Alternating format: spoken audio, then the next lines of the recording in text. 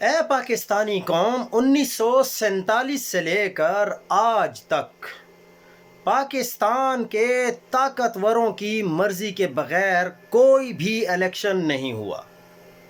پچھلے الیکشن میں طاقتوروں نے RTS سسٹم کو بٹھا دیا اور عمران خان کو سادہ اکثریت نہیں لینے دی۔ اس بار آپ دیکھ رہے ہیں کہ کس قسم کا مذاق ہو رہا ہے کہ جو بھی ہمارے امیدوار کاغذات نامزدگی جمع کروانے کی کوشش کرتے ہیں تو وہاں پہ کھڑے DSP یا اس سے لو لیول کا جو رینک ہے وہ پولیس والوں کی وردی میں ہم سے کاغذات نامزدگی چھین رہے ہیں۔ کیا یہ الیکشن ہے؟ بالکل نہیں، یہ الیکشن نہیں بلکہ سلیکشن ہے۔ مرحوم مشرف نے ایک دفعہ ٹی وی انٹرویو میں کہا تھا کہ پاکستان میں کوئی بھی سلیکشن امریکہ کی مرضی کے بغیر نہیں ہوتی۔ اس سے سلیکشن سے مراد صرف یہ نہیں کہ پاکستان کا وزیر اعظم امریکہ کی مرضی سے سلیکٹ ہوتا ہے، بلکہ پاکستان کے اداروں کے طاقتور بھی امریکہ اپنی مرضی سے سلیکٹ کرتا ہے۔ یہ پرویز مشرف کے آن ریکارڈ الفاظ موجود ہیں۔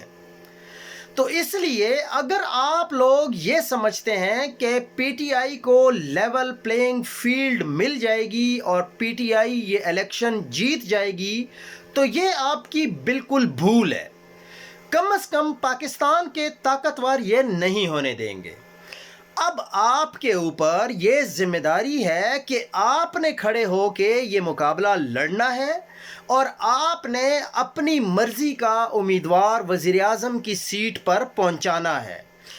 حالانکہ پاکستان کے طاقتوروں کو یہ پتہ ہے کہ 90% عوام اس وقت عمران خان کے ساتھ کھڑی ہے اور 5% عوام بھی نواز شریف اور بلاول بھٹو کے پاس نہیں ہے، لیکن پھر بھی وہ بضد ہیں اور ہمارے قاضی فائز عیسیٰ صاحب بھی اس چیز کی ضد لگائے بیٹھے ہیں کہ ہم نے پاکستان کے سب سے بڑے صوبے میں بیوروکریٹس کے ذریعے ہی یہ الیکشن لڑوانا ہے۔ حالانکہ یہ وہ بیوروکریٹس ہیں جو پاکستان تحریک انصاف کے ورکرز کو، ان کے لیڈرز کو 3 MPO کے تحت گرفتار کر رہے ہیں۔ تو کیسے ممکن ہے کہ یہ PTI کے لوگوں کو کاغذات نامزدگی جمع کرواتے وقت گرفتار نہیں کریں گے؟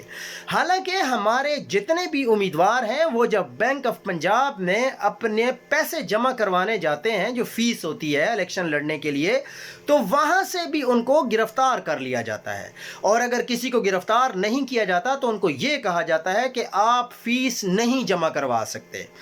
تو یہ حالت ہے کہ گجرانوالہ میں ابھی میاں طارق نے کاغذات نامزدگی جمع کرانے کی کوشش کی تو ان کو بھی کاغذات نامزدگی جمع کروانے نہیں دیے گئے۔ ایون کہ وہاں کا ریٹرننگ آفیسر یہ کہہ رہا ہے چونکہ آپ کے اوپر FIR ہے تو ہم آپ کے کاغذ جمع نہیں کر سکتے۔ تو یہ چل رہا ہے اس وقت پاکستان میں۔